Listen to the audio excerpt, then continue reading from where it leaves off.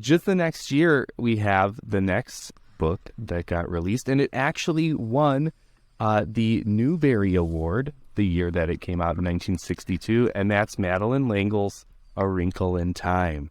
Now, we actually kind of almost got started talking about this one before we started recording, so let's get into it. So before we do, let's say the Wrinkle in Time has had so one of the reasons it's been banned and challenged a lot, and I found this kind of interesting. It's kind of like what we got with Huckleberry Finn and Tom Sawyer, where we have kind of contradictory reasons why it's happening. But we have that some groups have said that the book is too religious or Christian specifically, and some have complained that it undermines Christianity or religion.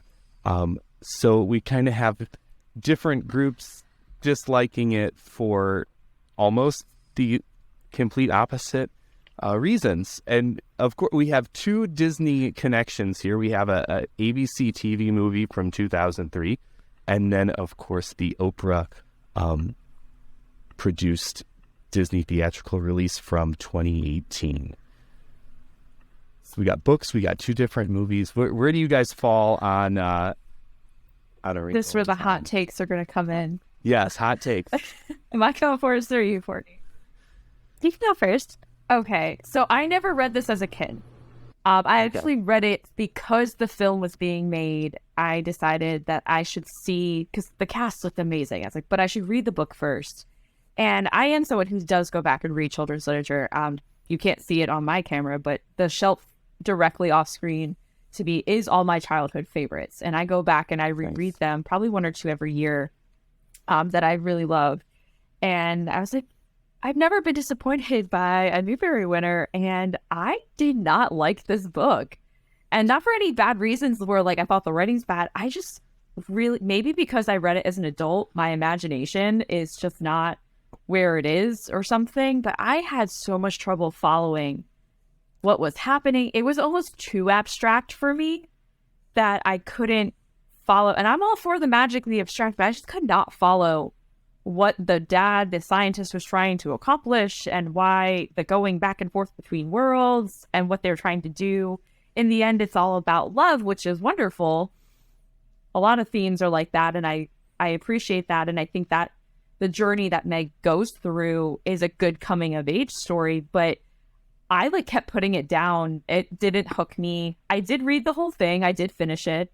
But I was just like not as enthused by it. And then I ended up not seeing the film because I was just like not excited about it. I didn't watch it. You didn't see the film? I didn't realize Maybe that will help me understand. No, it won't. No, that's the sad part. No, it won't. And I like felt, oh wow, I'm like, this is a Newbery winner. And people rave about how it's a book that transformed their childhood. And I was like, I don't see it. And maybe because I missed out reading it in my childhood. But no, I think Wrinkle in Time is not as good as I think people give it credit for. Whoa. I'm coming in with the hotter take that I did read it in my childhood and I didn't like it. I think we were talking before the recording for your listeners that Eric, you're like, oh, you guys didn't do this on the podcast. And we realized timeline. The film came out in, I believe, March of 2018, and we didn't start our podcast till June, but it's probably for the best because I feel like we would have been canceled from the get-go because I understand this is such a beloved one, but this was assigned reading for me in 5th grade, and I know I read it. Like, I was always really good about like actually reading the books. I wasn't a Cliff Notes person, but I didn't like it, and I felt like, I don't know, I think I just didn't like the character of Meg. Which is weird because like I feel like as a 10-year-old, like a 13-year-old girl would be like aspirational for you, but I don't know, she annoyed me. And then I did reread it in 2018. I was like, you know what? Like maybe I just wasn't in the right headspace at 10 years old. I'm gonna reread it before the movie, and I still did not enjoy it. But I did go see the movie. But then the movie was disappointing, which is a bummer because, as you said, Emily, like I think there's a lot of I wanted it to do well. Like I wanted the director Ava to succeed. Strong cast. And it has a good story. Like reading again the Cliff Notes or the Spark Notes version of this, like it's all about you have these 3 friends who have different, I guess, gifts. One's intelligent, one's strong, she has the ability to be compassionate and loving, and when they're faced with challenges, they all try to use their strength, and she's the one that can prevail. So like, I get the bigger picture. And that, they're on an adventure and there's rules. You have to stay together or these things will happen. But I was just so confused about how, and I'm all for travel in space and time. Like, I don't know why this just did not work with me, because I like science fiction. I read a lot of fantasy, and actually, I don't know why this is not clicking, but it did not. What about you? I was going to say, Eric, librarian for the for the listeners. I will say this. I was kind of shocked because this one is one of my favorites. Tell us why, you guys. So I'll tell my experience with it. In that I am, I'll tell you, I did not read a lot of books as a kid. I have a kind of an eye that skips around the page, so I am not a speed reader. I'm a slow reader. Go figure, this guy is the guy who became a librarian. But a lot of my reading of children's literature came later because I enjoyed reading it when I was going to school to become a teacher. And I found that my eye didn't skip as much because the print was a lot bigger. And I was like, yes, this is my genre. I'm going to read kids' books as an adult, and that's going to be my thing. And then I was an ELA teacher for middle school. Now I'm a librarian. It worked out for me. But I read this one in college, and I didn't realize I had read it in elementary school. And I won't say I read it, but it was read to us in class. And I realized when I was reading it in undergrad the first time, the second time, I realized that I did, like, it kind of came to me like, wait a minute, this sounds a little familiar. But when I was hearing it in elementary school, it was totally over my head. It was totally nothing I could kind of... Deep. It's convoluted. It's very, it is very deep. I shouldn't say convoluted. That's got a negative term, and I'm trying to sell you guys on this.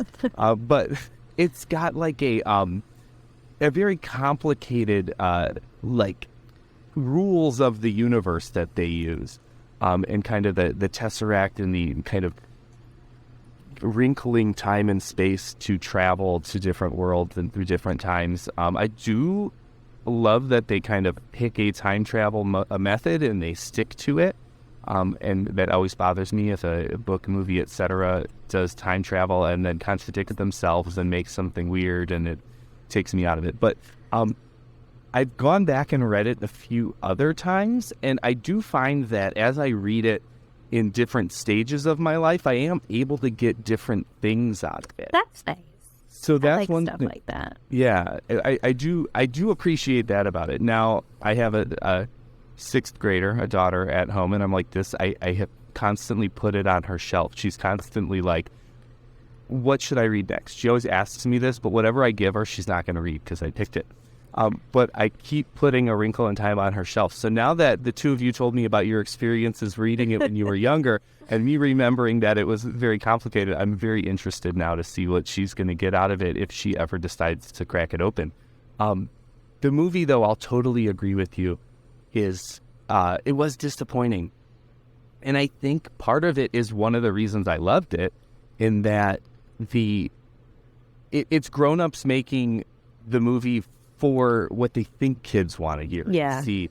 And it got a lot of into explaining like the physics behind things and getting into like what the work he was doing, where the book doesn't get as much into that, and kind of leaves that be. And I think the grown-ups, when they try to make it, they try to make sense out of it.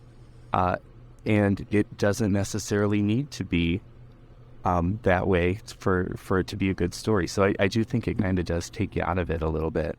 You also mentioned the 2003 made-for-TV. Yes. Have you seen that one? So I did see it a long time ago when I was enjoying the book, and I went and like seek this out. I'm like, is there a movie of this? Because it would be a cool movie. Like, that's where my brain goes with it. Like, how would they do that? And it's very, very disappointing. Oh, It's not. It's totally made for TV. It's got that kind of, it's got that cheap kind of CG quality to it. Yeah, Of the early 2000s. Yeah. And so Madeleine L'Engle, actually, there's a quote when they asked her about this film that I just pulled up here. I want to say, she said, I have glimpsed it, and I expected it to be bad, and it is. Oh, So even her assessment of that 2003 one was that she expected it to not be so good, and it was pretty bad. I remember seeing it advertised, coming to the wonderful world of Disney, but this would have been right after I read it, and I was like, no, I didn't like that. No thanks. I'll pass. I'll watch the Matthew Broderick Music Man, but I'm gonna skip out on his front. Nice. So yeah, it's the only, as I'm looking at it, it's the only award winner in that sense that got an LA medal, and it's interesting that that's where our hot takes came from. I know. I don't think Emily and I expected it. We realized we had never talked about it because it came out before we had the idea for the podcast. So we're consistent at least in our taste. I would another go someday. Yeah, give it another go because there are. We're still going. We got still some on the list. I got a hot take coming up later. Ooh. But we'll see how that goes. But so I'd say give it another try at some point. If you've only ever read it once, which you said you've read it twice, and you go into it knowing how you felt about it the first time, I think that does kind of change how you approach a book. Yeah. I went in with an open mind, though, because I did not like The Phantom Tollbooth as a kid, and then I reread it as an adult, and I loved it. So I was optimistic. I feel like they're kind of similar in a way. Yes. And I love The Phantom Tollbooth, too. I love it now. And so I was like, yeah, well, I changed my mind on that. I've grown. No, not for A Wrinkle in Time. Phantom Tollbooth, though, we need an adaptation of that. But I wonder behind that. I wonder if I do the Courtney method and get the audiobook of Wrinkle in Time. Maybe. And read along with it. Maybe that'll also help keep me from getting back into my head. Engaged. Yeah, and keep me engaged with it. Maybe I'll pick something up with the way the reader reads it, the cadence that they have or whatnot. That'll help. So there are 2 different audiobook versions. I have listened to I do a lot of listening to my books also.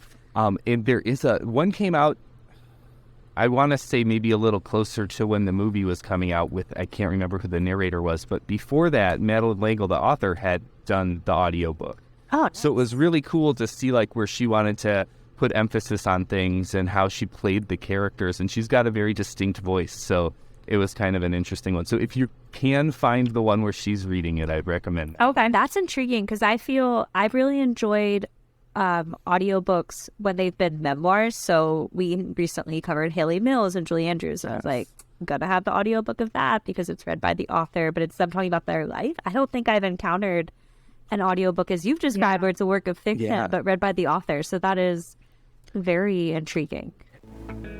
If you like this video, like and subscribe. If you really like this video, visit synergylovescompany.com for the full audio podcast.